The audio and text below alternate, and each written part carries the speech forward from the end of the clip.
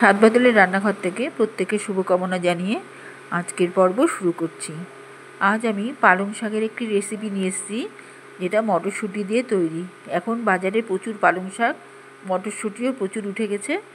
এখন বিভিন্ন রকম করে পালং শাকের রেসিপি আমরা বানিয়ে খাচ্ছি। আমি এটা একদম অন্যরকম ফ্লেভারে নিয়ে এসেছি, কারণ যেহেতু এটা নিরামিষ রান্না, এর মধ্যে কোনো রসুন টসুন কিছু পড়বে না। কাজেই ফ্লেভারটা যদি ঠিকঠাক না থাকে তাহলে রান্নাটা খুব একটা লোভনীয় হবে না। আমি এখানে একটা ফ্রেশ পালং শাকের আটি ছোটো ছোটো টুকরো করে কেটে নিচ্ছি। নিয়ে এটা আমি ধুয়ে নিচ্ছি জল দিয়ে, জলটা ছেঁকে নিচ্ছি।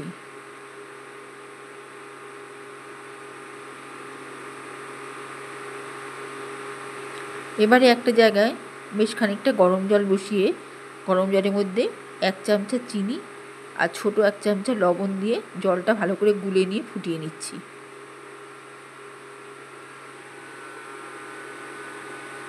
এর মধ্যে এবার পালং শাকটা দিয়ে দিচ্ছি।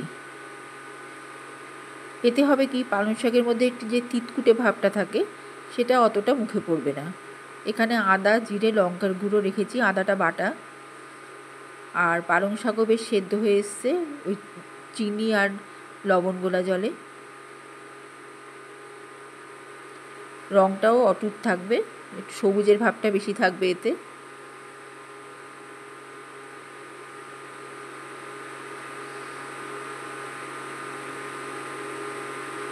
এইভাবে ভালো মতো বয়েল হয়ে গেলে আমি এটা ছেঁকে নেব।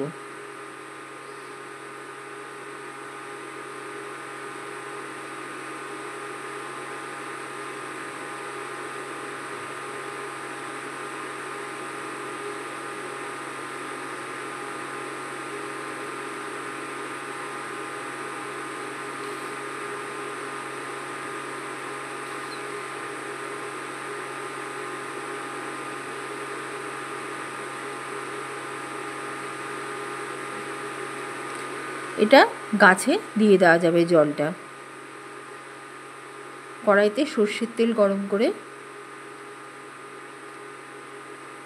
আমি ছোটো ছোটো করে কেটে রাখা আলুর টুকরোগুলো এখানে দিয়ে দিচ্ছি, খোসা ছাড়ানো।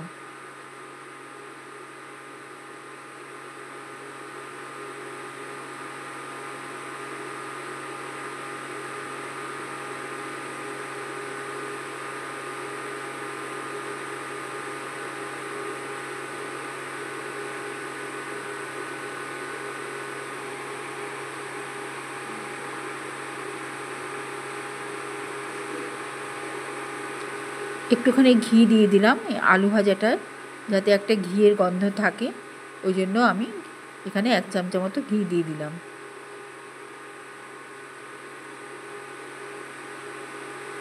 এই রান্নাটা একটু আলাদা ধরনের রান্না, করে দেখবেন, খুব ভাল লাগবে। রুটির সাথে তো এই পালং শাকটা অসাধারণ লাগে খেতে, ভাত দিয়েও ভাল লাগবে। এখানে আমি একটু লবণ দিয়ে দিলাম। আলু ভাজাটা একটু লবণ না হলে ভাল লাগবে না।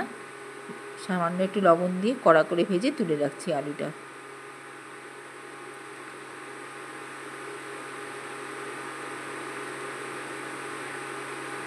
এবারে আমি ফোড়ন যেটা দিব, এর ফ্লেভারটাই খুব সুন্দর, খুব লোভনীয় একটা ফ্লেভার। এর মধ্যে জিরে দিলাম,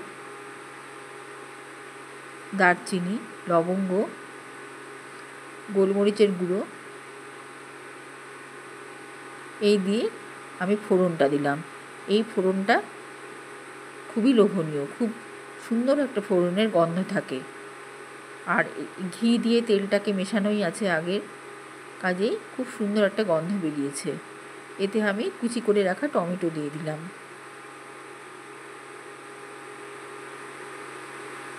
সব উপকরণগুলো দেখানো সম্ভব হয় না, কারণ ভিডিওটা অনেক বড় হয়ে যায় তাতে। ওই জন্য রান্নার সময় আমি এটা বলে দিচ্ছি। টমেটো দেওয়ার পর আমি এখানটায় মটরশুঁটি দিয়ে দিলাম। মটরশুঁটি 1 কাপ মতো দিয়েছি। মটরশুঁটির পরিমাণটা একটু বেশি দিতে হবে। কাঁচা লঙ্কা কুচি দিলাম।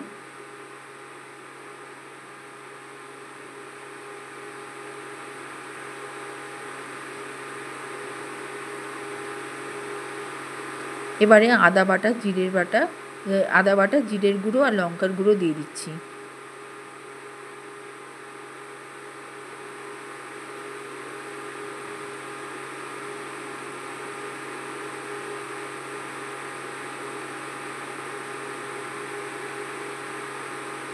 টমেটো আর মশলাটা ভালো করে কষিয়ে নিচ্ছি।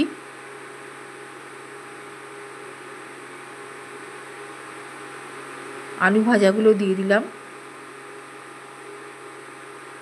সব শুদ্ধ কষানো হবে।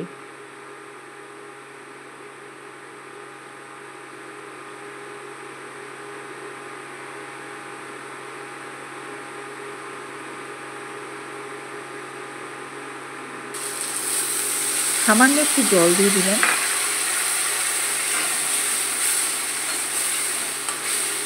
মশলাগুলো সেদ্ধ হওয়ার জন্য।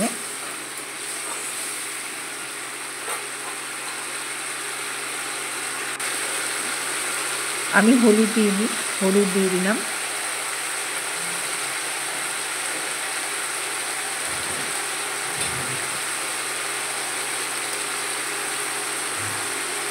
এক চামচের মতো মিল্ক পাউডার দিয়ে দিলাম।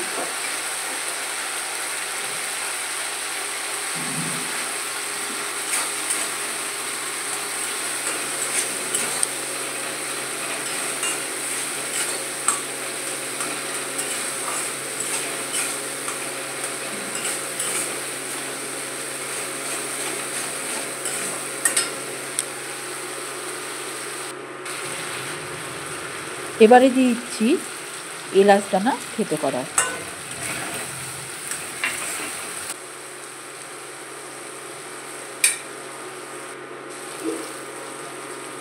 এবারে দিয়ে দিচ্ছি পালং শাকের পেস্ট।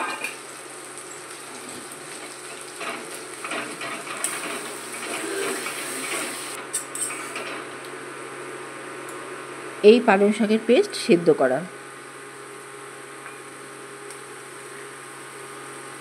খুন্তির গায়ে যে পালং শাকটা লেগে আছে ওটা আমি সামান্য জল দিয়ে জলটা কড়াইতে নিয়ে নিলাম।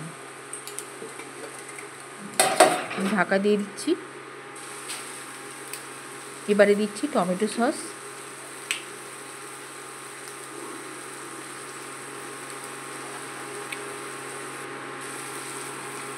চিনি,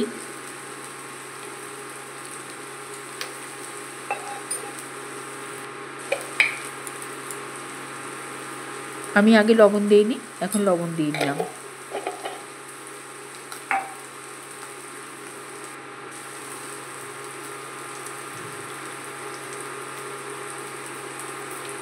এবারে হালকা হাতে পুরো মিশ্রণটাতে মাখিয়ে নিচ্ছি।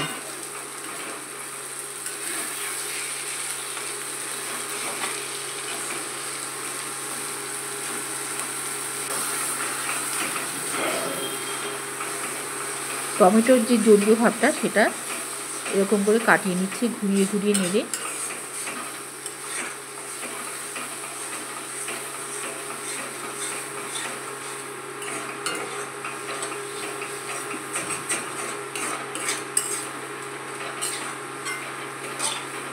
একটু শুকনো শুকনো হয়ে আসছে।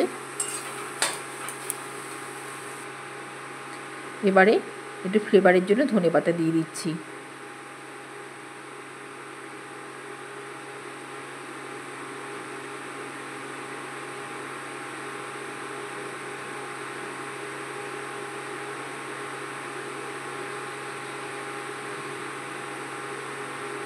হয়ে গেল আমার মটর পালং। খুবই টেস্টি খেতে।